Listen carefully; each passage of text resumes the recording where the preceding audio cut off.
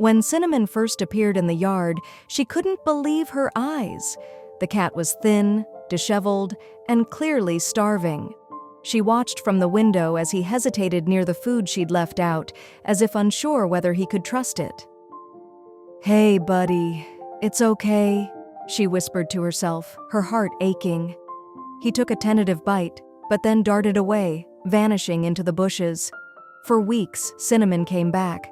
Sometimes he would sniff the food, other times he would take a bite and then retreat to the shadows. He was wary.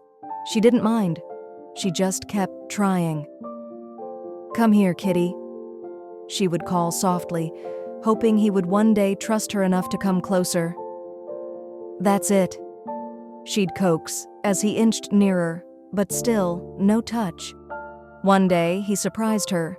She had opened the sliding door to check on him, not expecting much. But there he was, standing at the edge of the kitchen, staring at her with wide, uncertain eyes.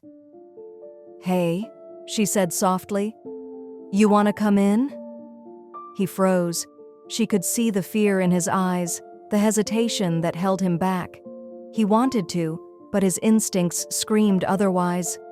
"It's okay," she whispered, holding the door open just a little wider. And then, in a moment that felt like time slowing down, he took a step forward. Just one. But it was enough. Cinnamon was in the kitchen now, pacing, unsure whether to trust herself or him. She stayed still. "Come on, buddy," she whispered again, her voice trembling. Slowly, Cinnamon padded further into the house, and for the first time, he didn't run. He circled the room, tail low, cautiously taking it all in. "You're okay?" she whispered, but still, he wouldn't come closer. After a few long minutes, she closed the door behind him. "You'll be okay here," she said, her voice soft with love. It took time. Every day she'd stand near the door, giving him space, waiting for him to make the next move. And then, one morning, he was there, at her feet. His little head bumped against her leg, tentative, shy, but there.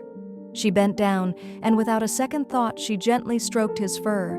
His fur was rough, but his purr was steady, and as she looked into his amber eyes, she saw trust growing. That night, Cinnamon curled up beside her on the couch, content and at peace.